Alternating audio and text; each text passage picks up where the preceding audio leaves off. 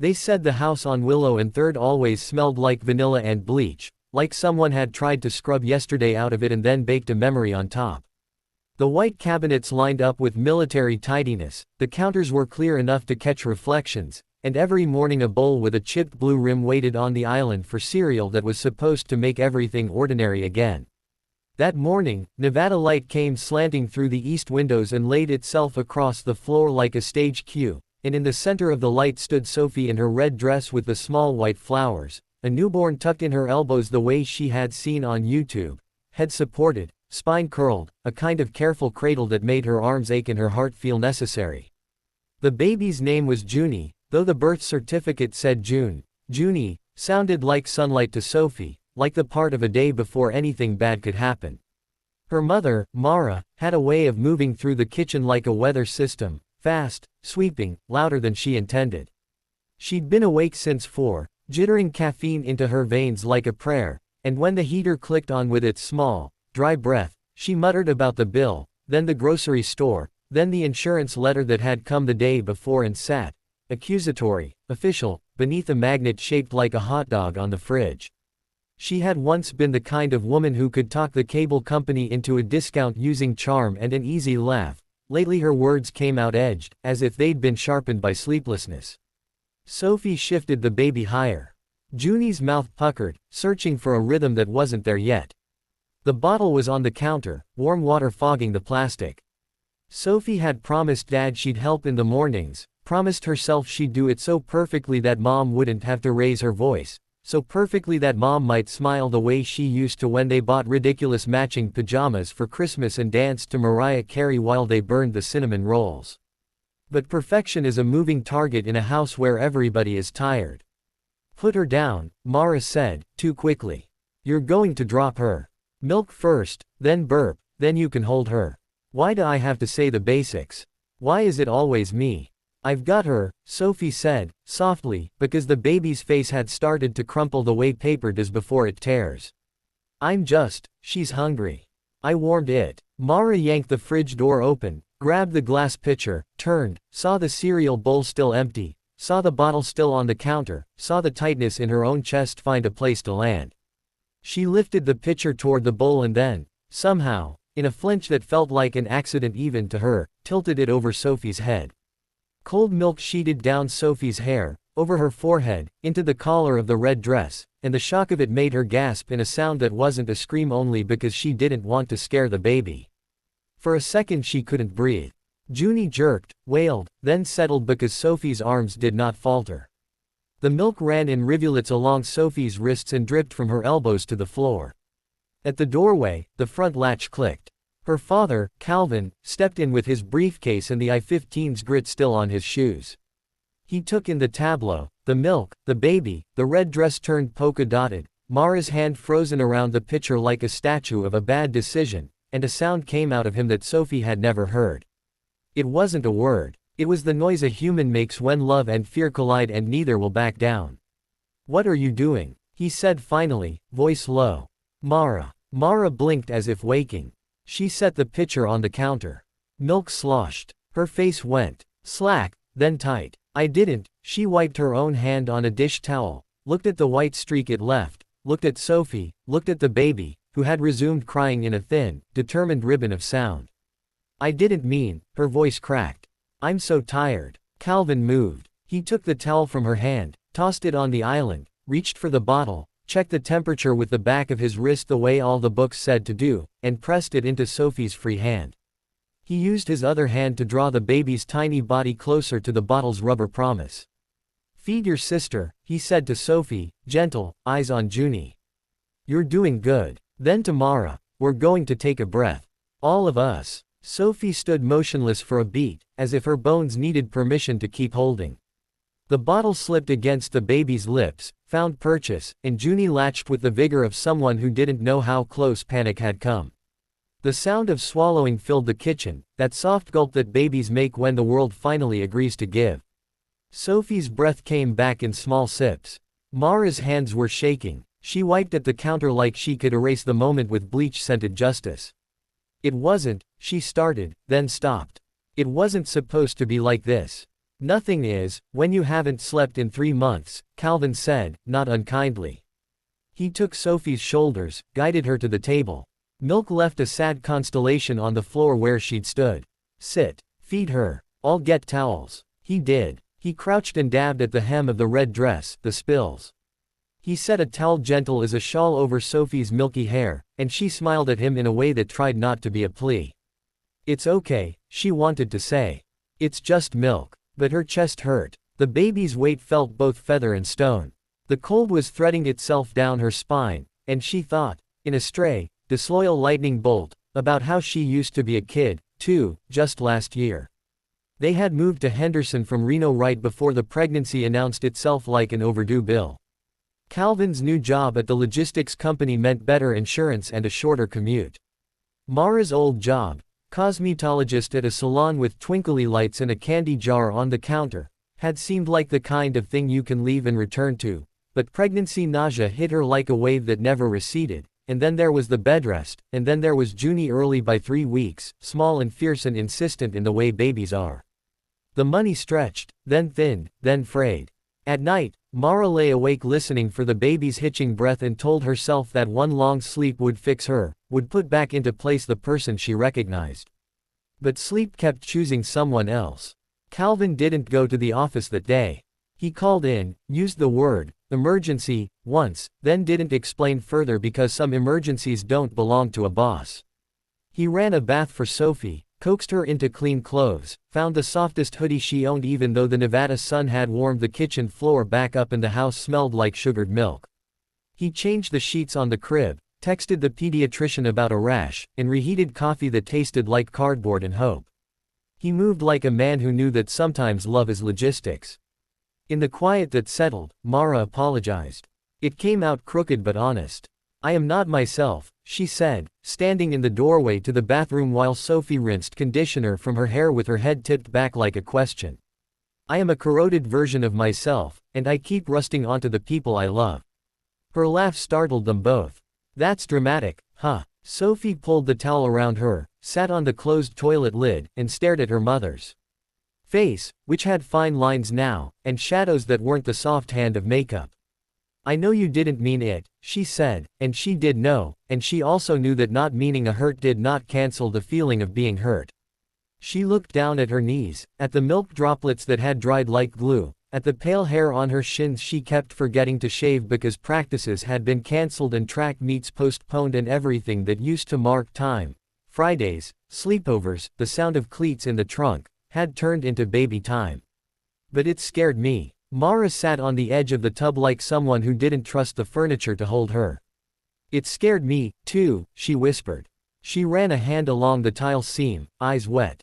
I am so ashamed. Shame's not a tool, Calvin said from the hall, not entering because this felt like the part where his voice needed to be nearby but not in the way. Shame's a weight. Let's use something that lifts. He meant help. He meant phone calls. He meant the mother-baby group at the clinic, the number on the magnet with the hot dog, the neighbor 3 doors down, Mrs. Chong, who had said, newborns are a conspiracy against sanity. Bring me that baby for an hour when you need to shower. He meant the truth that lives can be saved by letting people see you messy. The next weeks, Henderson noticed. The nurse at the clinic, a woman named Tony with forearms like kindness and a laugh that filled rooms, screened Mara for postpartum depression and did not say, "Are you sad?" Because the answer to that would have been obvious and unhelpful, she asked, "Are you finding pleasure in anything? Are you able to sleep when someone else is watching the baby? Do you feel like you might hurt yourself or someone else?" Mara said, "No, no, no," until she reached the hurting question, where she put her face in her hands. "I poured milk on my daughter," she whispered. Tony didn't flinch. She put a box of tissues on the exam table and said, "Let's make a plan. Medication, gentle and carefully calibrated. Therapy appointments that felt at first like an extravagant luxury and then, quickly, like oxygen. Mrs. Chong coming Tuesdays and Fridays to take Junie for an hour, a magic trick she performed with the steady rhythm of old songs hummed under her breath. Calvin adjusted his shifts. A social worker came once and left a list of resources and a note that said, "You're not a bad mom, you're a mom in a bad storm. Hold the railing." Mara taped it to the inside of a cabinet where she would see it reaching for a coffee mug in the morning and for a wineglass at night and let the difference matter.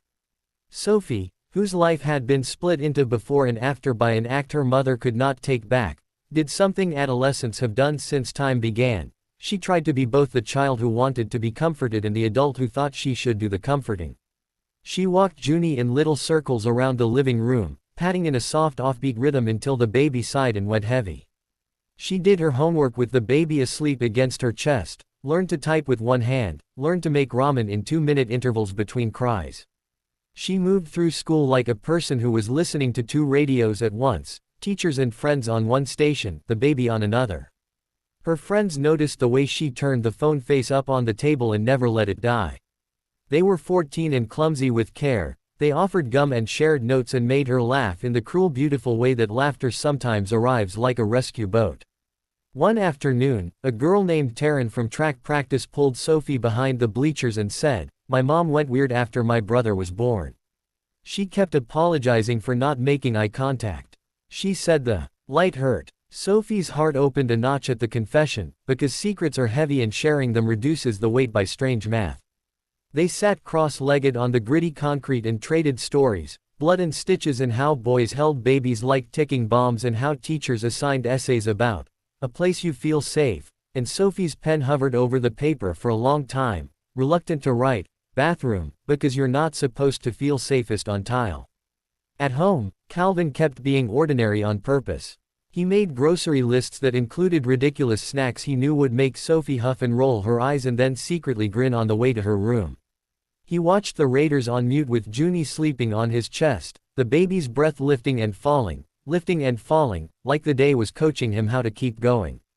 He brought Mara tea that tasted like earth and stood with her on the back steps at night when the air finally lost its heat and the neighborhood smelled like water dust. They would look up at the desert sky, big enough to argue with, and Mara would whisper worries as if the stars were competent administrators who could file them somewhere safe. There were setbacks. Of course there were. A night when the power went out and the darkness felt like a punishment Mara hadn't earned. She panicked, and Sophie, remembering the trick Daniel in another life had used for other girls, made shadow puppets on the wall until the baby laughed, a wet hiccup sound, and Mara did, too. A morning when Sophie missed her bus and cried because crying was contagious in houses like theirs, Calvin drove her and told her the story of the time he'd shown up 20 minutes late to a job interview with coffee down his tie and still gotten the job because he'd told the truth instead of inventing traffic. A day when Mara smelled milk on a dish towel and had to sit on the floor and sob because the body remembers before the mind grants permission. And then there were days when the baby smiled with her eyes, and Sophie forgot to be angry, and Mara cooked something that tasted like the person she'd misplaced. On those days, the house filled with the hopeful sound of silverware and radio, and even the dog 2 doors down seemed to agree not to bark. On one of those days, Calvin hung a simple photograph above the kitchen table, 3 hands stacked, Calvin's, broad and paint splattered, Mara's, with her wedding band she'd put back on after weeks of it feeling like a lie, Sophie's, smaller, milk scars invisible in the light, and on top, a newborn's fist, ridiculous with promise.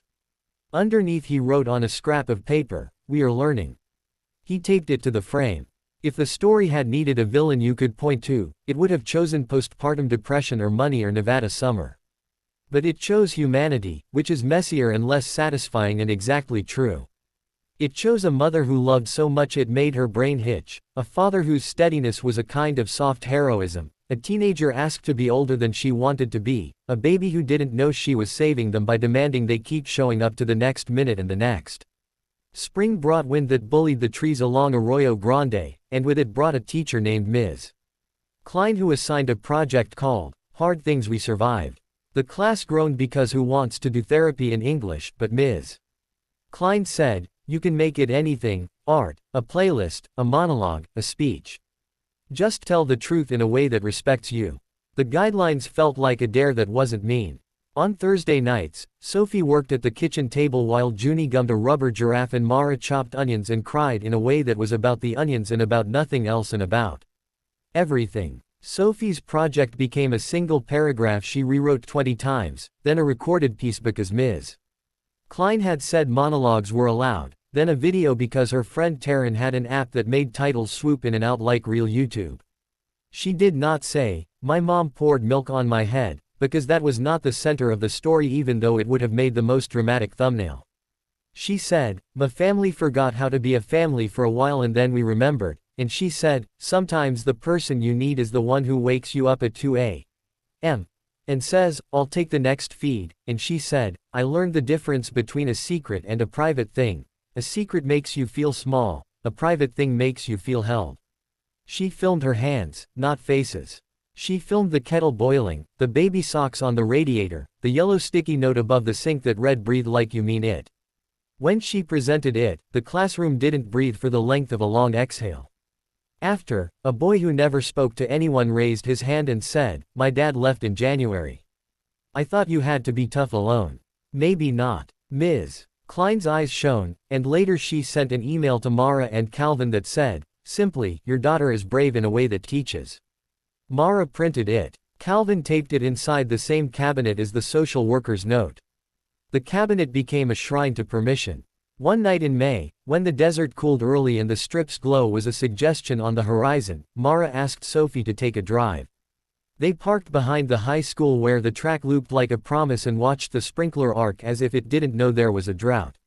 Mara picked at the seam on the steering wheel and then said, "I need to say out loud that I hurt you. That I scared you. That it doesn't matter that I didn't mean it. It matters that I did it." Sophie stared at the bright dots of the stadium lights, eyelids stinging. "I know," she whispered. "I know all the parts. I'm getting better," Mara said, then laughed at herself. Or, "I'm learning how to be a person again. Some days I like me.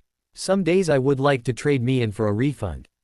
She turned to Sophie. "You got asked to grow up fast. I'll spend a long time, maybe forever, trying to give your childhood back to you." "It's okay," Sophie said, and then, because she was learning the same distinction her mother was, "It's not okay that it happened. But I'm okay. I will be." They went home. There was a diaper to change that resisted all logic, a bottle to warm, a text from Calvin with a picture of Junie wearing his baseball cap like a ship's sail. The house smelled faintly of bath soap and something sour that no one could locate, and somehow that felt like proof they belonged to one another in an honest way. The following fall, when school sent home a flyer for Family Day, Sophie felt her stomach tighten and then, surprisingly, unclench. The flyer's clipart dads held clipart hands with clipart kids, and she thought about how reality was so much messier and better than clipart. On the day itself she and Calvin took Junie to the gym with the balloon arch. Mara met them after therapy, hair pulled back, smile tired and whole. They took a picture because they could, because they had learned that pictures do not tell the whole truth but they tell enough to be worth keeping. In it, Sophie held Junie on her hip and Calvin rested a hand on Mara's shoulder and Mara's hand found Sophie's elbow, and if you looked closely you could see a milk-white crescent hidden in the shadows of Sophie's hair, not residue but memory, not shame but a reminder how far they'd come. There were more days. Birthdays where the cake leaned to the left, holidays where the nap schedules annihilated any chance of adult conversation, a winter flu that took them all down in sequence and left the house smelling like menthol and toast. There was a promotion at Calvin's job. Mara returned to the salon part-time and came home with glitter on her knuckles and stories about women who brought pictures and left with courage. Sophie passed her driving test on the second try and cried with relief because she wanted so much to be dependable in a way that didn't require her feet. Years later, when Sophie wrote her college entrance essay, she did not write about adversity like a trophy.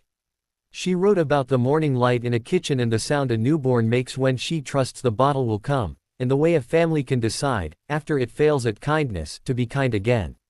She wrote, "I learned that love is a practice, not a feeling, and I learned to recognize the moment before you break and to step away, to breathe, to hand the pitcher to someone else." She was admitted on a scholarship she had earned with grades and grit and a video. Ms. Klein's class had started, and on the night the email arrived, they ate Chinese takeout on the floor because the table was covered in college forms. Calvin read the fortune cookies out loud in mock seriousness. "You will succeed in a thing you have already succeeded in," and Mara toasted the future with ginger ale. Junie, now big enough to wear the red dress if you squinted hard enough, fell asleep with a noodle stuck to her cheek. "What do you want to do with your life?" Mara asked Sophie, not because she expected a thesis but because she had learned asking can be a love language. I want to help people remember the moment before the milk pours, Sophie said, surprising herself with the clarity of it. I don't know what job that is. But that moment, it's real. And it matters. Mara reached for her hand. You already do, she said. The house still smelled sometimes like bleach and vanilla, because habits die slow and forgiveness lives long. The chipped blue bowl still waited on the island most mornings, ready to be filled with something ordinary. The refrigerator magnet shaped like a hot dog still held the social worker's note, now soft at the corners from being read and reread. You're not a bad mom, you're a mom in a bad storm. Hold the railing. Above it, Calvin had added another scrap of paper in his neat blocky letters, storms pass. Families can learn to be umbrellas. On the anniversary of the milk morning, because families mark the oddest holidays, the four of them stood in the kitchen with paper cups of hot chocolate, and Sophie said, to the day we decided to do better. Junie raised her cup high and splashed a little, and Mara laughed without apology, a sound like something repaired well enough to be beautiful. They took a picture in that light, just for themselves. In it, nobody was perfect. Everybody showed up. And that was the real story. Not the shocking frame of a bad moment, but the long reel after it, where love did the unglamorous work of turning one frightened morning into a life they were proud to keep living.